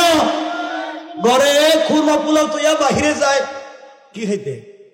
পান্তা ভাত খাইতে। ছাগল খারাপ, এই জন্যে কষ্ট পাইছেন আমার কথায়। যাই হোক, এই জন্যে আমি স্বামীদেরকে এবং স্ত্রীদেরকে বলছি, আপনারা দিনের পথে চলা লাগবে। যে আসুন সংক্ষেপ করে বলি, ওই যুবকের কথায় চলে গেল, পুরা দেশে খবর পৌঁছে গেল। বাদশাহ ইউসুফ জুনওয়াসের মন্ত্রণালয়ে একজন ব্যক্তি ছিল, কেউ বলেছেন ওই ব্যক্তি ছিল অর্থমন্ত্রী, তার চোখ ছিল অন্ধ, জন্মান্ধ, কিন্তু ব্রেইন ভালো ছিল, এই জন্য বাদশাহ তাকে মন্ত্রীর দায়িত্ব দিয়েছে। আর আমাদের দেশে এমন চোর বাটপার বদমাইশেরা মন্ত্রী হয়ে যায়, মন্ত্রী হওয়ার পরে মানুষের মারে, সব মেরে খায়, যাওয়ার সময় জনগণের টাকা সহ নিয়ে পলাইয়া যায়। ঠিক কিনা বলেন? আমার বন্ধুগণ, এক পর্যায়ে ইউসুফ জুনওয়াস বাদশার অর্থমন্ত্রী কোটি কোটি টাকার উপঢৌকন নিয়ে, হাদিয়া নিয়া, তোহফা নিয়া আব্দুল্লাহ বিন তামেরের দরবারে এক বহর নিয়ে হাজির। আব্দুল্লাহ দেখে ঘটনা কি, মন্ত্রী দেখি আমার বাড়িতে আসে অর্থমন্ত্রী, ওর সিগনেচারেই তো বিদেশে আমার কাছে টাকা পাচার করত। ওই রাই তো আমার বিদেশে পাঠাইছিল জাদুবিদ্যার জন্য, ও আমার আসে কেন? কিন্তু মন্ত্রী তো আব্দুল্লাহরে কোনোদিন দেখে নাই। কাছে গিয়ে জিজ্ঞাসা করে, বাবা আমি শুনেছি তুমি নাকি মানুষের চোখ ভালো করে দিতে পারো। আমি এই দেশের প্রভাবশালী মন্ত্রী, আমি চোখে দেখি না। আমার মনে কত আশা আমি চোখে দেখবো, তুমি আমার চোখটা ভালো করে দাও, কারণ শুনছি তুমি চোখ ভালো করে দিতে পারো। আমি কত হাত দিয়ে নিয়ে এসেছি, সব তোমাকে দিতে চাই, বিনিময়ে তুমি আমাকে ভালো করে দাও। আব্দুল্লাহ বলছে, মন্ত্রী সাহেব ভালো তো আমি করে দিতে পারি না, ভালো করে দিতে পারেন একমাত্র আমার আল্লাহ। আল্লাহু আকবার। 25 থেকে 30 বছর পরে মন্ত্রী যখন আল্লাহর নাম শুনছে, গরম হয়ে গেছে। কারণ আল্লাহর নাম তাকবীর শুনলে কিছু মানুষের গায়ে জ্বলে না? কথা কয় না কেন? জ্বলে জ্বলে, কথা কোন জ্বলে। আমার বন্ধুগণ, আব্দুল্লাহকে মন্ত্রী সাহেব, আমি তো কিছুই পারি না, আল্লাহ পারেন। মন্ত্রী বলতেছে, কে তুমি? আল্লাহর নাম কও। আমাদের তো আল্লাহ, আমাদের তো খুদা, আমাদের বাদশা। নাউজুবিল্লাহ বলেন নাকি? আমাদের বাদশাই তো আমাদের খুদা। আব্দুল্লাহ বলতেছে, মন্ত্রী সাহেব বাদশাই যদি খুদা হবে তাহলে আমার কাছে আসছেন কেন? চোখ ফিরে পাওয়ার জন্য। বাদশার কাছে বললেই তো পাইতেন। কথা বলেন না কেন? আর আপনাদের বাদশাই যদি সে খুদা, তার নিজের নাকের সেন্টার ঠিক নাই, টুট মুটা, পাও রেল লাইনের মতো কাটা কাটা, হে নিজেরই সুন্দর করে বানাইতে পারছে না, এই পৃথিবী কেমনে বানাইলো? কথা বলেন না কেন? মন্ত্রী দেখছে মহাবিপত্ত। কে তুমি? এই দেশে তাওহীদের দাওয়াত দিচ্ছ? শোনো, আমরা টাকা পয়সা দিয়া আমাদের দেশের একটা শিক্ষিত যুবক আব্দুল্লাহকে বিদেশে পাঠিয়ে দিয়েছি। ওই আব্দুল্লাহ বিদেশে গিয়েছে জাদুবিদ্যা শিক্ষার জন্য। আব্দুল্লাহ আসতেছে, তোমাদেরকে সাইজ করব। আব্দুল্লাহকে, আমি তো হেই আব্দুল্লাহ, সুবহানাল্লাহ কইবেন না? যে আব্দুল্লাহরে আপনারা টাকা পয়সা দিয়ে বিদেশে পাঠাইছেন, জাদুবিদ কালিমা চালু করে দিয়েছি, আল্লাহ তুমি তার চোখটা ফিরিয়ে দাও। বলতে দেরি, মন্ত্রীর চোখে আলো আসতে দেরি হয় নাই। সুবহানাল্লাহ বুঝলে বলেন। এবার মন্ত্রী বলতেছে, আব্দুল্লাহ তোমার দেখতেছি, সব তো দেখা যায়, আমি এবার যাই। আব্দুল্লাহ বলতেছে, কই যাইবেন? এই হাতে তোফা যা আছে নেও, কালিমা পড়ছি, এবার যাই। আব্দুল্লাহ বলছে, মন্ত্রী সাহেব কালিমা তো অর্ধেক হয়েছে, অর্ধেক, বাকি অর্ধেক বাকি আছে। বাকি অর্ধেকটা কি? জাতা দিমু, জাতা চাপ দিমু। যে ও চাপ দিলে কি হইব? আমি তো কত মানুষের জীবনে চাপ দিলাম, কিছু হয় না, আমি দিলেই বুঝতে পারবে। দেয় তাড়াতাড়ি দেও। আব্দুল্লাহ বুকের সঙ্গে মন্ত্রীর চাপ দিয়ে, আল্লাহ যেটা ধরছি রে শয়তান, কিন্তু আল্লাহ তার জবানে তো আমি কালিমা চালু করে দিছি। আমি চাইলে তো এই সংসদ আর পার্লামেন্টে গিয়ে তাওহীদের দাওয়াত দিতে পারবো না, তোমার কালিমার পতাকা উড়াইতে পারবো না, কিন্তু আল্লাহ তুমি চাইলে এই মন্ত্রীর মুসলমান বানাইয়া এই পার্লামেন্টে আবার ইসলামী আইন তুমি ফাঁস করাই দিতে পারো, ঠিক কিনা? এই বলে মন্ত্রীর বুকের সঙ্গে জড়াইয়া কাঁদতেছে আর আল্লাহর কাছে বলতেছে। মন্ত্রী চিৎকার করে বলছে, আব্দুল্লাহ আমারে ছেড়ে দাও, কসম রব্বে পাকের সাথে তোমার একটা চাপে আমার দিল পরিষ্কার হয়ে মনে হয় আমি আল্লাহর আরশ পর্যন্ত দেখতে পাইতেছি। আল্লাহু আকবার। এটাই তাওহীদের পাওয়ার। আব্দুল্লাহ ছেড়ে দিছে। মন্ত্রী বলতেছে, আব্দুল্লাহ এবার তো সব ঠিক, আল্লাহর নাম দিলে শান্তি পাই। আব্দুল্লাহ আজকের থেকে আমি আর অন্যায় পথে চলবো না, আজকের থেকে আমি আর তুমি মিলে এই দেশে দিন জিন্দা করবো। আব্দুল্লাহকে মন্ত্রী সাহেব, এখানে কিছু কইয়া লাভ নাই, যে পার্লামেন্টে আইন করছিলেন না ইসলামের বিরুদ্ধে, ওই পার্লামেন্টে গিয়ে ওটা আবার উল্টো করে ওখানে দিন জিন্দা করেন। আল্লাহু আকবার। আল্লাহ পারেন কি পারেন না? এই জন্য আল্লাহ বলছেন, ইন্না কাইদাশ শাইতানি কানা দাঈফা। আল্লাহ রাব্বুল ইজ্জত ওয়াল জালাল বলেছেন, তোমরা যত কৌশল করবে, তোমাদের সবার কৌশল আমার আল্লাহর কাছে মশা মাছের চাইতে আরো বেশি দুর্বল, কোন ঠিক কিনা? 12:30 হয়ে যাচ্ছে, আমরা সংক্ষেপ করে কয়েকটা মিনিটের ভিতরে কথাকে শেষ করে সংক্ষেপ করে দিয়ে দিব। আপনাদের কষ্ট হবে না তো? 1.5 ঘন্টা হয়েছে, কয়েক মিনিট রেখে দিব। কষ্ট হবে আপনাদের? কয়েক মিনিট। আমি জানি আপনাদের কষ্ট হইতেছে, এতগুলো মানুষ বসে রয়েছে। কয়েক মিনিট একটু মনোযোগ দিয়ে ধৈর্য ধরে বসে। আবার বন্ধুগণ, মন্ত্রী সাহেব চলে গেলেন। পরের দিন সংসদ অধিবেশন বসল। বাদশাহ ইউসুফ অবস্থা খেয়ে দেখি মন্ত্রীর চোখ যখন ভালো, বাদশাহ জিজ্ঞাসা করে, মন্ত্রী তোমার না চোখ নষ্ট ছিল, চোখ পাইলে কোথায়? মন্ত্রী ডাক দিয়া বলেছে, বাদশাহ চোখ দিয়েছেন আমার আল্লাহ। বাদশাহ কয়, আল্লাহ মানি? আমি না তোমাদের খোদা? আপনি আস্তে একটা বাট পার, আপনি খোদা হইলেন কেমন? আমি খোদা না, তোমাদেরকে এতদিন খাওয়াইলাম, সবকিছু করলাম। মন্ত্রী সাহেব বলতেছে, বাদশাহ আপনি যদি খোদ হইবেন তাহলে দেশ আপনি রক্ষা করতে পারেন না? আব্দুল্লাহরে পাঠাইছেন জাদুবিদ্যা শিক্ষার জন্য। আব্দুল্লাহ আসতেছে। মন্ত্রী কালিমা পড়ছেন তো, হে আব্দুল্লাহ পিড়াইয়া দেশ থেকে বাইর করব। মন্ত্রী কো, হে আব্দুল্লাহ তো আমার কালিমা পড়েছে। সুবহানাল্লাহ বলেন না? আপনি যেই জিনিস দিয়া দিন মুছতে চাইছেন, আল্লাহ ওই জিনিস দিয়া দিনকে জিন্দা করতে পারে কি পারে না? লম্বা কথা। এক পর্যায়ে মন্ত্রীকে নির্যাতন শুরু করা হলো, জুলুম নির্যাতন, কালিমার অপরাধ। মন্ত্রী এক পর্যায়ে আব্দুল্লাহর ঠিকানা বলে দিয়েছে, আব্দুল্লাহকে ধরে আনা হয়েছে। আব্দুল্লাহকে নির্যাতন করতেছে। এক পর্যায়ে আব্দুল্লাহ ওই মুরব্বী যার কাছে কালিমা পড়েছিল, মনে আছে, তার ঠিকানা বলে দিয়েছে। মুরব্বীকে আনা হয়েছে। মুরব্বীকে আনা হইল। আল্লাহর ওলি বলতে লাগলেন, বাদশাহ আমাকে আপনি মেরে ফেলতে পারে, জীবন যৌবন বিসর্জন করে মরে যেতে পারে, কিন্তু তাওহীদ ছেড়ে দিতে পারে না। এদেশে হাজার উলামায়ে কেরামকে জেল জুলুম আর ফাঁসির মাধ্যমে নির্যাতন করে জমিন থেকে উঠিয়ে দেওয়া হয়েছে।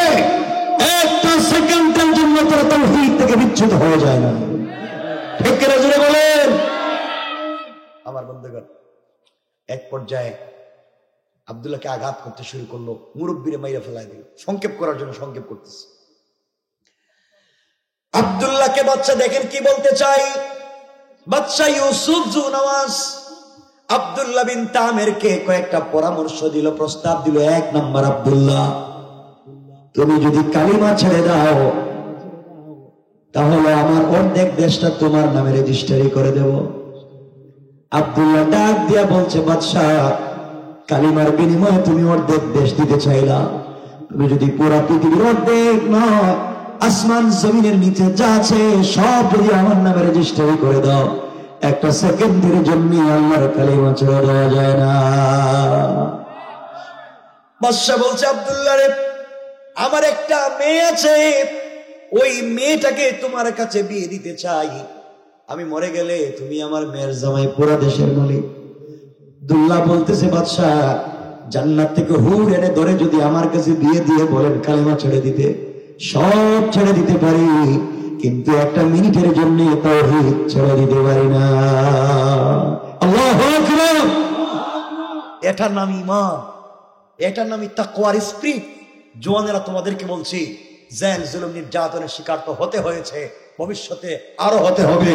সব সময় মনে রাখবে, আমাদের উপরে যত জুলুম নির্যাতন হোক না কেন, আমরা সীসাডালা প্রাচীরের মতো তাওহীদি ঝান্ডা নিয়ে দাঁড়িয়ে যাবো ইনশাআল্লাহ। বলেন ইনশাআল্লাহ।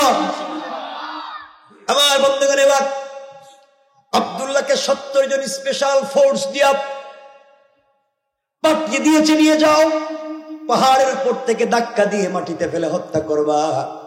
আব্দুল্লাহকে নিয়ে যাওয়া হলো, হাত পা বেঁধে পাহাড় থেকে জমিনে ফেলে হত্যা করা হবে। আব্দুল্লাহ ডাক দিয়ে আল্লাহকে বলছে, আল্লাহ, আয় আল্লাহ তাআলা, একমাত্র তোমার কালিমার জন্য নির্যাতনের শিকার হয়েছে আল্লাহ, একমাত্র তাওহীদ মেনে নেওয়ার কারণে জুলুমের শিকার হয়েছি। আয় আল্লাহ তাআলা, আমি যদি কালিমা ছেড়ে দিতাম, বাদশার মেয়েকে বিয়ে করতে পারতাম, আমি কালিমা ছেড়ে দিলে দেশের মালিক হয়ে যেতে পারতাম। সবকিছুকে লাথি মেরে ফেলে দিয়েছি একমাত্র তোমাকে পাওয়ার জন্য। আল্লাহ, তোমাকে না দেখে তোমার একজন পাগলা গোলাম যদি এত নির্যাতন সহ্য করতে পারে, আল্লাহ বিপদের সময় কি তুমি তোমার এই মাজলুম গোলামটাকে সাহায্য করতে পারো না? আল্লাহ রহমতের সাগরে ঢেউ ছুটে গেল। আল্লাহ পাহাড়কে ডেকে বলছেন, পাহাড়ে ইযা যুলজিলাতিল আরদু জিলজালাহা, পাহাড় ভূমিকম্প শুরু করো, পাহাড় কাঁপতে শুরু করলো, টুকরা টুকরা হয়ে গেল। 70 জন সেনাবাহিনী আব্দুল্লাহকে ছেড়ে দিয়ে নিজের জীবন বাঁচানোর জন্য যখন দৌড়ায়, আল্লাহ আসমান থেকে 70 জন আযাবের ফেরেশতা পাঠাইয়া ওই 70টা সেনাবাহিনীকে বেঁধে হাত ধরে মাটির চাপা মাটির নিচে ঢুকাইয়া পাহাড়কে আবার একত্রিত করে আগের মতো লাগাইয়া দিয়া আব্দুল্লাহকে সুস্থ রেখে ভালো অবস্থায় হাঁটাইয়া হাঁটাইয়া আল্লাহ বাদশাহ দরবারে পৌঁছাইয়া দিয়েছে। আল্লাহু আকবার। বাদশাহ জিজ্ঞাসা করে, আব্দুল্লাহ আমার সেনাবাহিনী 70 জন কই? হেরা দেখছি পাহাড়ের উপরে। আল্লাহুম্মা বিসমিকা আমুতু হেরা ঘুমিয়ে গেছে গা, সেদিন আর পাইবেন না। কার সাথে আপনি লাগছেন? আমার বন্ধুগণ, আমার ভাইরা, বাদশাহ রাগ করে আরো 70 জন সেনাবাহিনী দিয়ে পাঠাইছে, যাও আব্দুল্লাহ সাগরে নিয়া পানির নিচে ফেলে দিবা, হাত পা বেঁধে আব্দুল্লাহকে নিয়ে যাওয়া হয়েছে সাগরে। সংক্ষেপ করে বলতেছি, ফেলে দিবে। আব্দুল্লাহ বলতেছে, আল্লাহ আমার তো কোনো কষ্ট নাই, তোমার কি একটু কষ্ট লাগে না? এখন যে আমাকে তারা সাগরে ফেলে মারতেছে, আল্লাহ এখন যদি তারা মেরে ফেলে, কাফেরেরা বলবে আমার আল্লাহর ক্ষমতা পাহাড়ে চলে, সাগরে চলে না। আল্লাহ তারা তো তোমার ক্ষমতা নিয়ে টিটকারি করবে, তোমার ক্ষমতা পাহাড়েও চলে, সাগরেও চলে। আল্লাহ তুমি আমার যদি বাঁচাইয়া দাও, আদা দিলাম এই দেশে এই জনপদের প্রত্যেকটা নাগরিকের দিলে আর দিলে মনের ভিতরে তোমার তাওহীদের আযান আমি পৌঁছাইয়া দিব, পার্লামেন্টে দিন পৌঁছে দিব। আল্লাহ তুমি কি আমাকে বাঁচাইয়া দিতে পারো না? আল্লাহ রহমতের সাগরে জোশ উঠে গেছে। আল্লাহ সাগরকে বলছেন, সাগর উত্তাল হয়ে যাও। সাগর উত্তাল হয়ে গিয়েছে, নৌকা ভেঙে টুকরা টুকরা হয়ে গিয়েছে। 70 জন সেনাবাহিনী আব্দুল্লাহকে ছাইড়া দিয়া নিজের জীবন বাঁচাবার জন্য যখন দৌড়ায়, আল্লাহ তাআলা 70 জন আযাবের ফেরেশতা পাঠাইয়া এই 70 জনকে কাদামাটি খাওয়াইয়া ফেরাউনের মতো পানির নিচে ছেড়ে দিছে।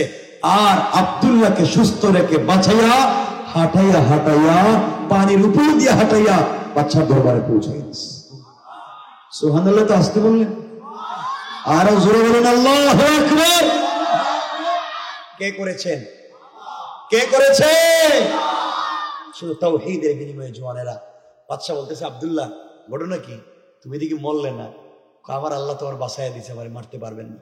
এবং বাদশা চিন্তা করছে, প্রত্যেক দিন যদি 70 জন করে যায়, তাহলে তো মাস শেষে দেখবো সেনাবাহিনীই নাই। কথা কোন দেখেন? বাদশাহ নিজে আব্দুল্লাহর প্রস্তাব দিতেছে, আব্দুল্লাহ তুই নিজে ক তোরে কেমনে মারা যায়। যে হে কথা কি পাগলে কইব? আমার কেমনে মারা যায় কেমন কয়ে দিব? কথা বলেন না কেন? আব্দুল্লাহকে বাদশাহ এবার লাইনে আইছেন। লাইনে আইছে মানে আপনি আমার মারতে পারবেন, কোনো সন্দেহ নাই, কিন্তু আমি যা কইমু তাই শুনতে হইব। বাদশা ক তোর ফায়া ধরতে কইলে হেডে দুল, এরপর আমার ক কেমনে তোরে মারা যায়। আব্দুল্লাহ কয় পায়া ধরের কথা না, আপনি যদি আমার মারতে হয় তাইলে পুরা দেশে আমার নাম ঘোষণা করতে হবে মাইকিং করে। এরপরে পুরো দেশের মানুষকে একটা মাঠে একত্রিত করবেন, ওই জায়গায় আপনি আমারে নিয়ে যাইবেন। এরপরে আমি আপনার একটা কালিমা বলবো, ওই কালিমা পরে যদি আমার গলায় ছুরি চালান তাহলে মারতে পারবেন, আর এটা যদি না পড়েন জিন্দেগিতেও মারতে পারবেন না। এবং চিন্তা করেন পড়বেন না পড়বেন না। সুবহানাল্লাহ বললেন না? আব্দুল্লাহর চিন্তা হলো, তুমি তো বহুত কিছু করছো, মরার আগে সাপও সোজা হয়, তুমিও লাইনে আইবা। কথা কন না কেন? কয় আসো আসো, দরজা খুলে দিছি না, এবার আসো। এবার তো সময় শেষ হয়ে গেছে, আইসা লাভ নাই। কথা বলেন না কেন? সময় নাই, এবার আইসা লাভ নাই। আমার বন্ধুগণ, এক পর্যায়ে সংক্ষেপ পুরা দেশে আব্দুল্লাহর নাম ঘোষণা করা হলো। পুরা দেশের মানুষকে একটা মাঠে একত্রিত করে দেওয়া হলো। পুরা দেশের মানুষের ভিতরে কৌতূহল জন্ম নিল। বাদশা ইউসুফ জুনাওয়াজ কত লক্ষ মানুষকে দড়িতে ঝুলাইয়া ঝুলাইয়া মারছে, কোনোদিন আমাদেরকে বলে নাই। আর আজকে একটা যুবককে মেরে ফেলবে, আমাদের কাছে এত সুন্দর করে বুঝায় বলতেছে। যুবককে দেখার প্রতি আগ্রহ কমছে না বাড়ছে? এটা জোরে কর না। আবাল বৃদ্ধ বনিতা নারী পুরুষ সবাই মাঠে হাজির। সবাই আব্দুল্লাহকে একবার দেখতে চায়। আব্দুল্লাহ হাজির। এবার বাচ্চা বলছে, আব্দুল্লাহ কি করতে হবে বলো? আব্দুল্লাহ বলছে, আমাকে মেরে ফেলতে পারবেন। বাদশা বলছে, মৃত্যুর আগে তোমার কোনো চাহিদা আছে কি? আব্দুল্লাহ বলছে, অবশ্যই তো, মৃত্যুর আগে আমার একটা চাহিদা। কি চাহিদা? আমার চাহিদা হলো মৃত্যুর আগে এই দেশের সকল জনগণের সামনে 2 মিনিট ওয়াজ করব। কয় মিনিট? কথা বলেন না কেন? 2 মিনিট ওয়াজ করব, মাত্র 2 মিনিট। আর আজকালকের মসজিদের মিম্বরে হুজুররা, এখন তো অনেক চেঞ্জ হয়েছে, হুজুরা মসজিদের মিম্বরে এক সময় 1 মিনিটও কথা বলতে পারতেন না। কথা বলেন না কেন? মসজিদের সভাপতি সুদকুর ছিল নিগুলা, কথা কয় না কেন? এখন নাই? আরে আছে তো, নাই? কথা কন আছে? মসজিদের সভাপতি কি বলেন না? সুদকুর, সেক্রেটারি ঘুষকুর, আর ক্যাশিয়ার চান্দাবাজ। এভাবেই ছিল, এখনো জায়গায় জায়গায় আছে। এই জন্য সব জালেমদেরকে সরিয়ে দিতে হবে। কথা বলেন না কেন? সব জালেমকে সরিয়ে দিতে হবে। আমি জানি আপনারা আমারে খারাপ পাইতেছেন, আমারে প্রচুর গালাগালি করবেন, তো আমার কিছু যায় আসে?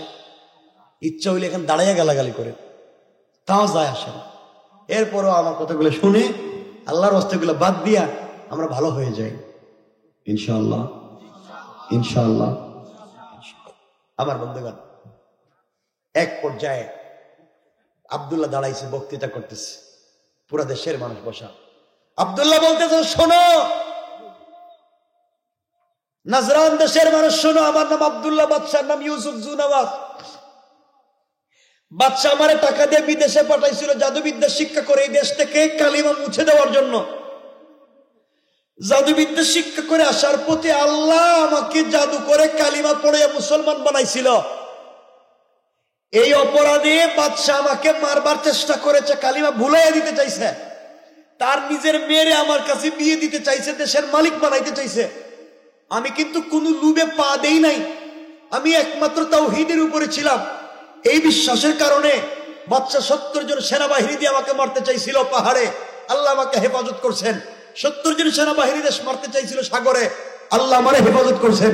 আমি তাওহীদের উপরে বিশ্বাস করেছি, আল্লাহ আমারে হেফাজত করছেন। বাদশা কেমনে মারতে চায়, আমাকে মারতে চায়। আমি আপনাদেরকে দাওয়াত করছি, এতদিন পর্যন্ত বাদশা আমাকে মারতে পারে নাই আমার আল্লাহর নাম না নেওয়ার কারণে। এই মুহূর্তে আমি বাদশার হাতে একটা ছুরি দিব, আমার গলায় ছুরি চালাবে। যদি আমার আল্লাহর নাম নিয়ে গলায় ছুরি চালায়, আমি যদি মরে যাই তাহলে আমার আল্লাহর নাম সত্য। আর আল্লাহর নাম নিয়েও যদি গলায় ছুরি চালাবার পরে আমি না মরি, তাহলে আমার আল্লাহর নাম মিথ্যা মনে করবে, বাদশা সত্য। এই তোমাদের কাছে সত্য মিথ্যাটা বুঝার মতো ব্যবস্থা করে দিলাম। এখন আমাকে মেরে ফেলতে পারে, এতদিন মারতে পারে নাই, আমার আল্লাহর নাম নেয় নাই। এখন যদি মারতে পারে আল্লাহর নাম নিয়া, তাইলে আল্লাহ সত্য। পাবলিক ঘটনাটা দেখি। এক পর্যায়ে আব্দুল্লাহ বলতেছে, বাদশাহ আমি যখন সেজদায় যাব আমার গলায় ছুরি চালাইয়া দিবেন, আর দোয়া পড়বেন, আপনি পড়বেন বিসমিল্লাহি রব্বিল গুলাম। এই গুলামের সত্য রবের নামে গলায় ছুরি চালাইয়া দিলাম। গোলাম যদি সত্য হয় গোলাম মরে যাবে, গোলামের রব যদি সত্য হয় গোলাম মরবে, গোলামের রব যদি মিথ্যা হয় গোলাম মরবে না। লক্ষ লক্ষ দেশের মানুষ দেখতেছে। আব্দুল্লাহর গলায় ছুরি চালাইয়া যখন বাদশা টান দিছে, সাথে সাথে আব্দুল্লাহ শহীদ হয়ে গিয়েছে। সুবহানাল্লাহ বলেন। আর হাদিস হচ্ছে, যেই জমিনে মজলুমের রক্ত পড়ে, শহীদের রক্ত পড়ে, এই জমিন উর্বর হয়ে যায়, এই জমিন থেকেই দ্বীন জিন্দা হয়ে যায়। ঠিক কিনা জোরে বলেন। আমার বন্ধুগণ, আব্দুল্লাহ শহীদ হয়ে গেছে।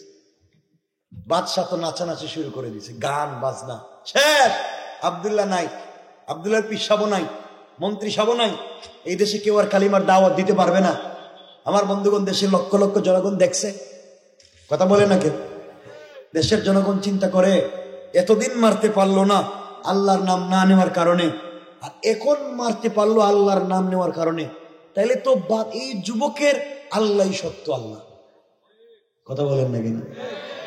এই কথা বলে দেশের লক্ষ লক্ষ জনগণ আব্দুল্লাহ রক্তের সামনে দাঁড়াইয়া বাদশার সামনে উচ্চারণ করে বলছে, বাদশা রে, এতদিন মনে করেছিলাম তুমি খোদা, আজকে বুঝলাম তুমি আস্থা বেহুদা বাটপার, তুমি খামাখা। আজকে থেকে বুঝলাম আব্দুল্লাহর আল্লাহ সত্য, আল্লাহ। এই মুহূর্তে তাওবা করে আমরাও কালিমা পড়ে মুসলমান হয়ে গেলাম। সুবহানাল্লাহ জোরে বলেন। এবার দেশের সব মানুষ কালিমা পড়ে মুসলমান হয়ে গিয়েছে। বাদশা চিন্তা করে, মরছে কয়টা, হইছে কয়জন? লাখ লাখ। বিপদ বাড়ছে না কমছে? আপনি কয়জন মারবেন ইসলামী আন্দোলনের কর্মীকে? ঘরে ঘরে আল্লাহ ইসলামী আন্দোলনের কর্মীকে জিন্দা করে দিবেন, ঠিক কিনা? আমার বন্ধুগণ, এক পর্যায়ে বাদশা চিন্তা করলো সবকে মেরে ফেলবে।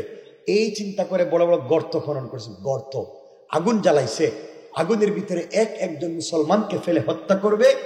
এই কথাটাই আমার আল্লাহ আমার তেলাওয়াতকৃত আলোচ্য আয়াতে নিয়ে এসে বলছেন, কুতিলা আসহাবুল উখদুদ, যারা গর্ত খনন করেছিল মুসলমানদেরকে জ্বালিয়ে ফেলবার জন্য, মুসলমানদেরকে মারতে পারে নাই, হেরা কেমনে মরে গেছে।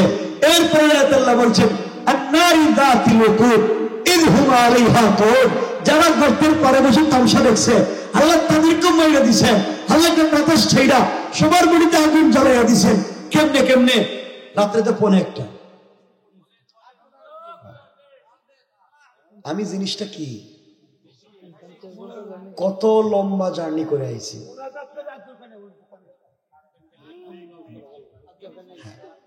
অনেক রাত্র হয়ে গেছে, কষ্ট হচ্ছে না? অনেক কষ্ট হচ্ছে না?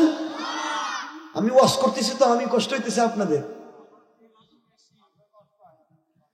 অনেক লম্বা। এই মুহূর্তে আমরা যে আয়াতে আসছি, যে আয়াত পড়ছি দেখছেন, তাফসীরি আলোচনার ওই আয়াতে আসছি। আল্লাহ এতগুলা কসম করে এই কথা বলছেন, যারা গর্ত খনন করেছিল তারা কেমনে ধ্বংস হইল, আল্লাহ কেমনে কেমনে আগুন জ্বালাইলেন, বাদশা কেমনে জ্বললো, বাচ্চার সেনাবাহিনী কেমনে জ্বললো, মুসলমানরা কেমনে বাঁচলো, আল্লাহ কেমনে বাতাস ছেড়ে দিলেন, পুরা দেশে কেমনে দিন পয়দা হইল, পুরা পৃথিবীতে ওই জায়গা থেকে কেমনে দিন জিন্দা হলো। ইসলামী আন্দোলনের কর্মী একজনের শাহাদাতের মাধ্যমে পুরা দেশে কেমনে তাওহীদ প্রতিষ্ঠিত হলো। লম্বা আলোচনা, আমরা ওই জায়গায় স্টপ